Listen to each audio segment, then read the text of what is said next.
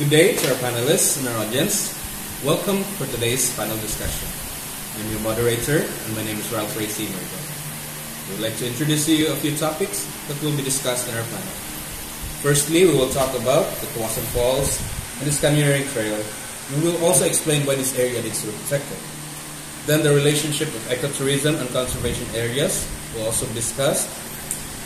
And next, we will talk about zoning as an effective tool in managing protected areas. And following that, we'll explain why it is important to manage such sites as roads and trails or etc.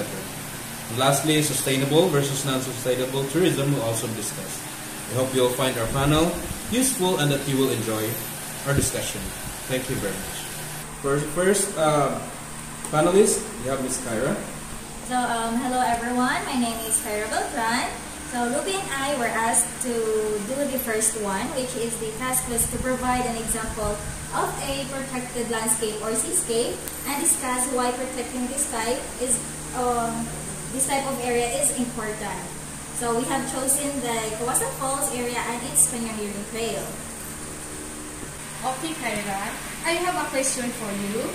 Why would you say that the important to protect those areas? Well, the Kawasan Falls and its surrounding the area is most often neglected and not looked after that well. So there are institutional and policy threats and environmental as well as socio-economic threats that will really occur. So institutional and policy threats such as lack of provincial government to develop and manage this reserve, the environmental threats such as overpopulation, insufficient knowledge, and the lack of discipline on waste disposal, which mostly leads to the pollution of the area. And lastly, the socio-economic threats such as the rapid growth of the number of unsuitable constructions of secluded establishments within the area. So with this being said, it is very clear that the area is in great danger when not being maintained and taken care of. So, how does the local government unit protect its landscape when it comes to visiting? I'll answer that question. It is highly recommended that the hikers should stay in the hiking trail provided because it is the best route for the hikers to follow so that they cannot disturb the natural habitat of the animals that could be around the area. Another thing is that the visitors are instructed not to pollute the area. Camping is also prohibited, and campers are advised to stay in the establishment that offer room accommodations. Okay, Kyra and Ruby, thank you for that. Let us now have our next panelist, Ms. Florence. Hi, I'm Florence Vergara. So I did the second task, which is to discuss the relationship between ecotourism and conservation areas and use Cebu province examples to motivate the answer. So conservation areas directly cater to the ecotourism market of Cebu province, and ecotourists wants to enjoy the conservation and protected areas as this is the entire point of their travels. So Cebu province attracts many tourists each year with a wide variety of tourism areas our country has to offer. So types of areas found in Cebu, namely public protected areas, private protected areas, modified spaces, wildlife, mountain ranges, sea life, theme parks, lodges, and farms. Ecotourism plays a big role in the tourism industry of Cebu. As a whole, the perfect destination for an ecotourist. Cebu province conservation and ecoculture helps keep our country ecotourist friendly, and the relationship between ecotourism and conservation areas is undeniably complementary. Florence, in your discussion, you mentioned wildlife, mountain ranges, sea life, theme parks, and lodges.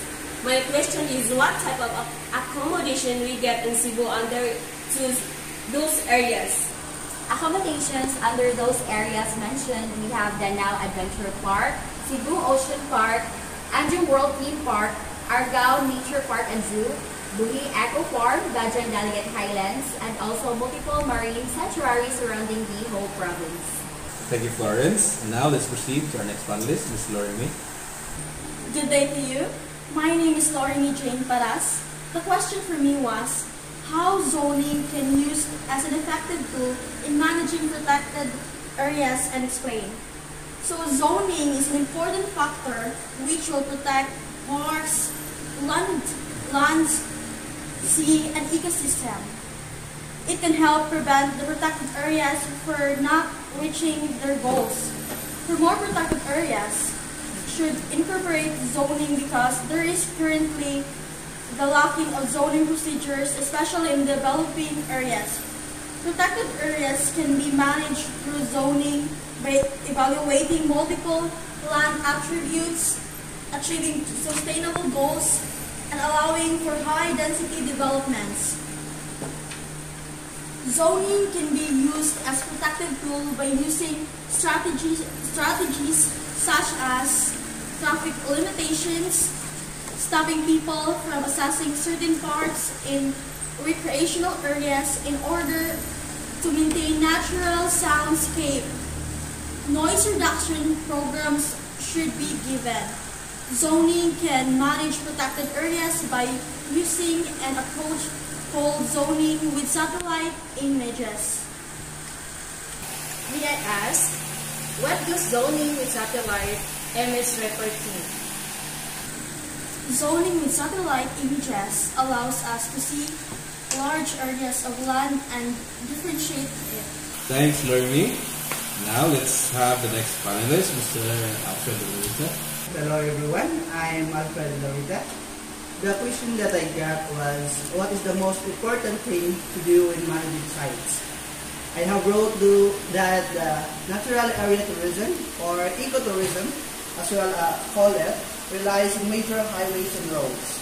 So through careful siting, construction, and maintenance, we can support substantial visitor traffic while at the same time protecting off-road and terrain access. In order for these sites to be managed well, minimizing the areas cleared is the simplest management measure. That means that the less people that you have on site, the better. One of the other things that can happen using materials that blend with the colors of the surroundings and existing landscape. That's a way of reducing the intrusive appearance of the developments in those areas. Another one is the informal use of certain areas. That's when people decide to legally build their own houses or store in the place near the tourist area. This is a problem that the government should step in. They should give those people another area for them to settle in, build a house, or to conduct business instead of them disturbing the nature. This is also a conflict with four-wheeled vehicles driving in places that don't accommodate, such as this greatly affects people who are hikers, bike riding, and other similar stuff like that. That's a good one, Alfred.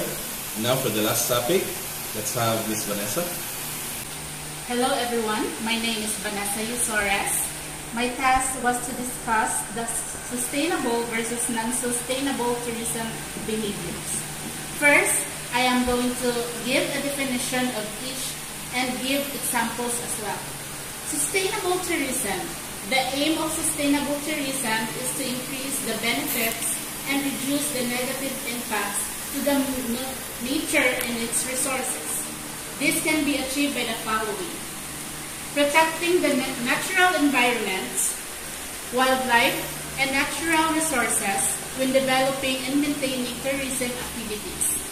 Some examples might include controlled tourism, which means that any land tourism, accommodation, or activity must work in the high-value, low-impact method. This can be attained by using strict entry requirements and daily visitors tariff. The visitor's tariff can be used as a fund to maintain and develop the local infrastructure. Another example is the use of solar-powered equipments. Those establishments that use these devices are automatically more eco-friendly and therefore they help to protect the environment and reduce carbon emissions. Non-sustainable tourism. These negative effects on environment are inherent to the industry, such as the emission of exhaust gases and waste generation. our current leaders should avoid the following: mass tourism, habitat loss, and destruction of nature. Why would you say that mass tourism, habitat loss, and destruction of nature are examples of non-sustainable tourism? Mass tourism could be one because more tourism means less benefits to the host communities, since the prices of land, food, water, housing, and other services would increase. About habitat loss and destruction, I meant that when new hotels, roads, and other establishments need to be built, new lands will be needed to construct such. In effect to this, animals will lose their natural habitat and they will move or relocate to much farther location. That's why I'd say that those are examples of non-sustainable tourism. Okay, I think that shall conclude our discussion for today. I would like to thank everyone for coming and participating in our discussion. I wish that all of you will have a lovely day. Thank you very much.